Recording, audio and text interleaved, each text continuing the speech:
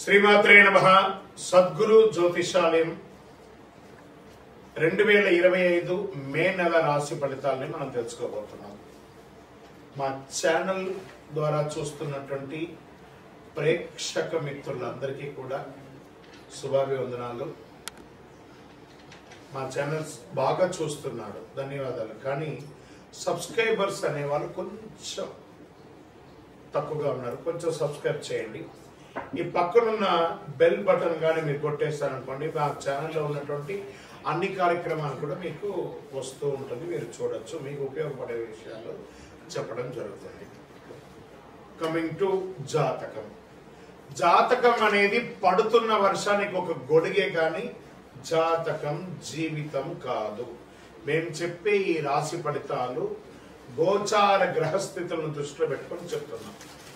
ఇది మీ యొక్క వ్యక్తిగత జీవితానికి ఒక 30% నుంచి 40% మాత్రమే వర్తిస్తుంది. మీరు పుట్టినప్పుడు ఉన్నటువంటి ఆ లగ్నము, ఆ నక్షత్రము, ఆ పాదాన్ని బట్టి మీ యొక్క సంపూర్ణ జాతకం అనేది తెలియబడుతుంది.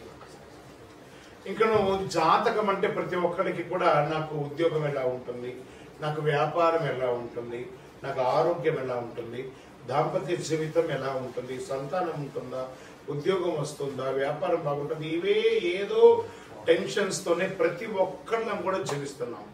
దానికి ఉపశమనంగా మాస ఫలితాలని మాసంలో ప్రతి మాసంలో కొన్ని గ్రహాలు మారుతూ ఉంటాయి కాబట్టి ఆ గ్రహాల యొక్క గమనాన్ని దృష్టిలో పెట్టుకొని అన్ని వర్గాల వారిని దృష్టిలో పెట్టుకొని ప్రిడిక్ట్ చేయబడింది ఈ మాస ఫలితాలు. ఇప్పుడు మనం 12 రాసుల్లో ఒక్కొక్క రాశిగా మనం చెప్పుకోబోతున్నాం. జ్యోతిష్ శాస్త్రరీత్యా 12 రాసుల్లో ముందుగా మొదటి రాశి అశ్విని నక్షత్రం 1, 2, 3, 4 పాదములు, భరణి నక్షత్రం 1, 2, 3, 4 పాదములు, కృతికా నక్షత్రం మొదటి పాదంకు సంబంధించిన వారు మేషరాశి వారు. ఎడిటర్స్ ఇక్కడ కట్ చేయాలి. ఇంకొక సబ్జెక్ట్ ఇక్కడ చెప్పబోతున్నాను. దీని పైన ఎక్కించిన తర్వాత కింద రాశి ఫలితాన్ని చెప్పాలి. జాతకం ఎవరైనా మీ పరిసర ప్రాంతాల్లో ఉన్నటువంటి సద్గురుల్ని సంప్రదించి జాతకం తెలుసుకోండి. లేదా మా ద్వారా తెలుసుకోవాలనుకుంటే 21 వయసు లోపున్న వాళ్ళు అడగకూడదు. ఎందుకంటే మీరు విద్య చదువుకుంటున్నటువంటి వారు కాబట్టి మీరు ఖచ్చితంగా మీ యొక్క వ్యక్తిగతమైనటువంటి జీవితంలో 21 సంవత్సరాల వరకు జాతకం అడగకండి. 60 సంవత్సరాలు దాటిన వారు మీరు అన్ని అనుభవించుంటారు, మంచి చెడు అన్ని చూస్తుంటారు కాబట్టి మీకు జాతకంతో పని లేదు. అడగడానికి కూడా ఇల్లీగల్ అఫైర్స్ కి సంబంధించింది ఏది అడగకూడదు.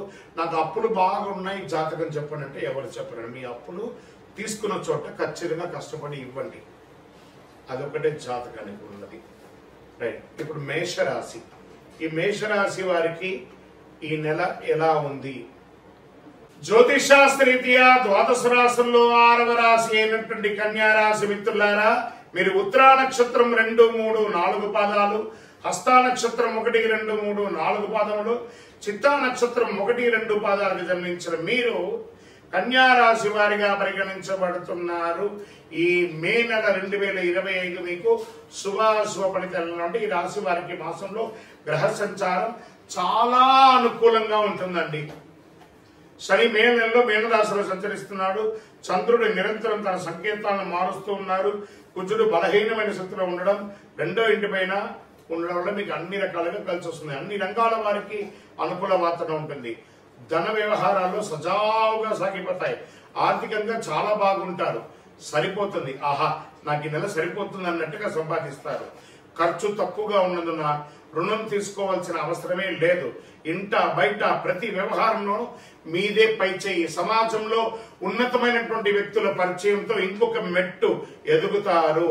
అమ్మకాలు, లాభాలు ఈ నెల బ్రహ్మాండంగా ఉంటుంది. వ్యాపారస్తులకి, వినియోగదారులు సున్నితమైనటువంటి వాతావరణం ఉంటుంది.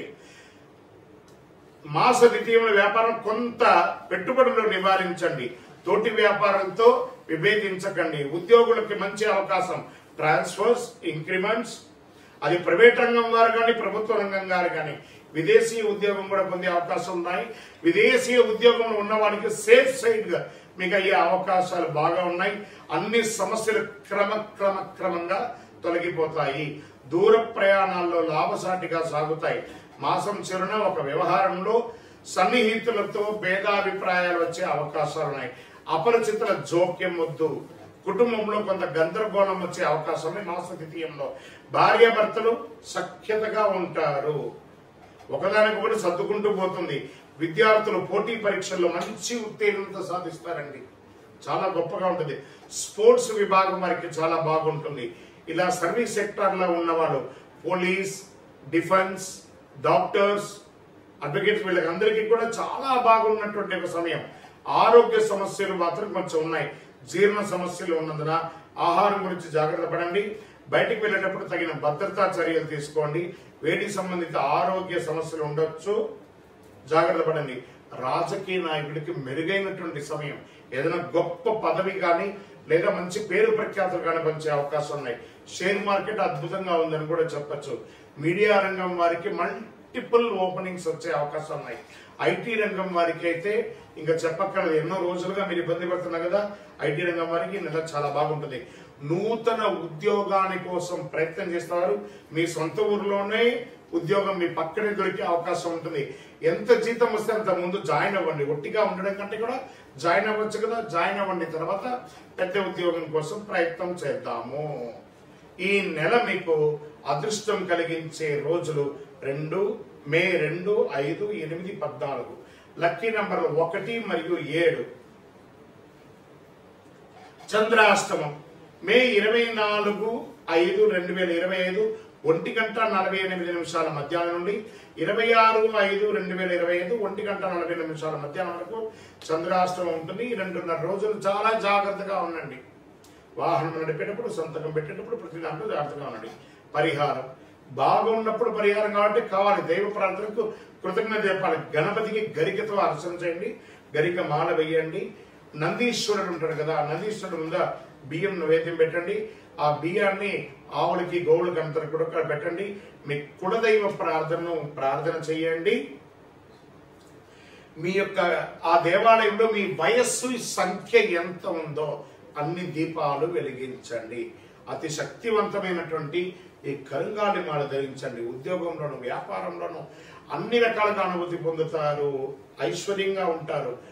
ఆరోగ్యం మెరుగుపడుతుంది. ఏ విధమైనటువంటి దుష్టగ్రహ ప్రభావం ఉన్నా కూడా తొలగిపోతుంది. అద్భుతంగా ఉంటారు.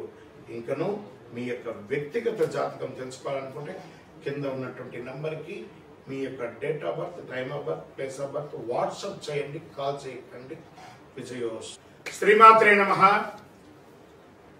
చాలా మందికి ఒక అపోహ ఉంటుందండి. శని దృష్టి పడితే యోగమా, కష్టమా, లాభమా? ఏ రకంగా సాధారణంగా శని దృష్టి పెడితే సర్వనాశనం తప్పదు అనే అపోహ ఒకటి ఉంది. ఇందులో కొంత మాత్రమే నిజం ఉందండి. శని ఈశ్వర శబ్దం కలిగిన వాడు. శనీశ్వరుడు అంటాం చూసారా, ఈశ్వర శబ్దం కలిగిన వాడు.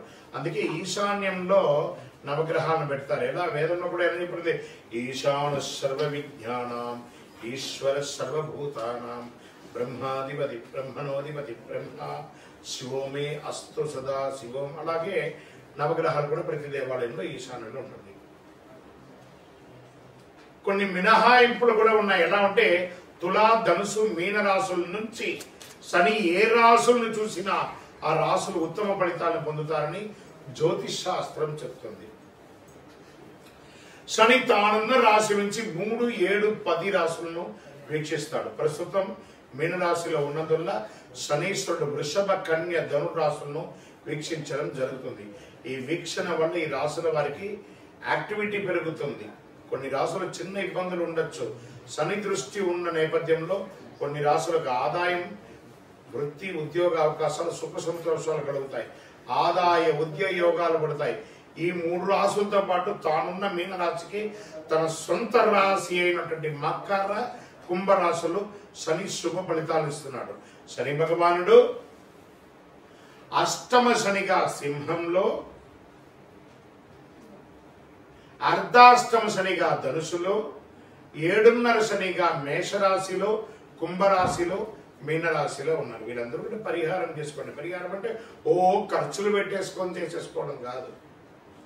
చక్కగా దైవారాధన చేసి నవగ్రహాలకి ప్రదక్షిణ చేసి బెల్లం ఉంటుంది చూసారా, బెల్లాన్ని కాకికి పెట్టండి గోడ మీద, కాకధ్వజాయ విద్మహే ఖడ్గహస్తాయ ధీమహి తన్నః మంద ప్రచోదయాత్. ఈ శని ఇబ్బందులు ఉన్న వాళ్ళందరూ కూడాను చెప్పవలసిన మంత్రం ఏమని చెప్పుకోవచ్చు? నీలాంజన సమాభాసం రవిపుత్రం యమాగ్రజం ఛాయామార్తాండ సంభూతం తన్నమామి శనైశ్వరం. ఇలాంటి మంత్రాలు చెప్పుకొని పరిహారం చేసుకోవచ్చు.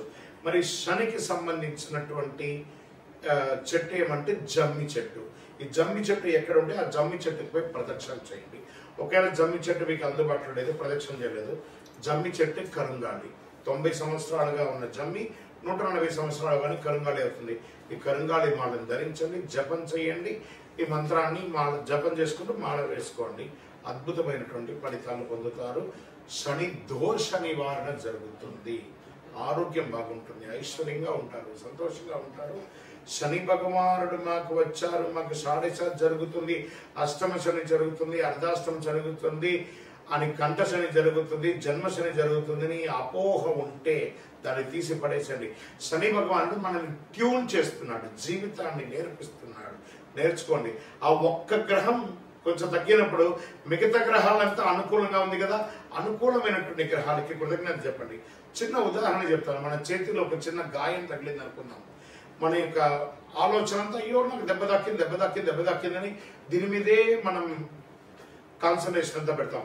కానీ శరీరంలో మిగతా భాగాలన్నీ బాగున్నాయి కదా, ఈ భాగాలకి కృతజ్ఞత చెప్పకపోగా ఈ దెబ్బ తాకిన భాగాన్ని ఎక్కువ చేసుకోవడం వల్ల మిగతా భాగాలంతా కూడా బాధపడతాయి. అలాగే 9 గ్రహాల్లో ఒక గ్రహం బాగాలేనప్పుడు మిగతా 8 గ్రహాలు బాగున్నాయి కాబట్టి వాటికి కృతజ్ఞత చెప్తూ ముందుకు వెళ్ళండి.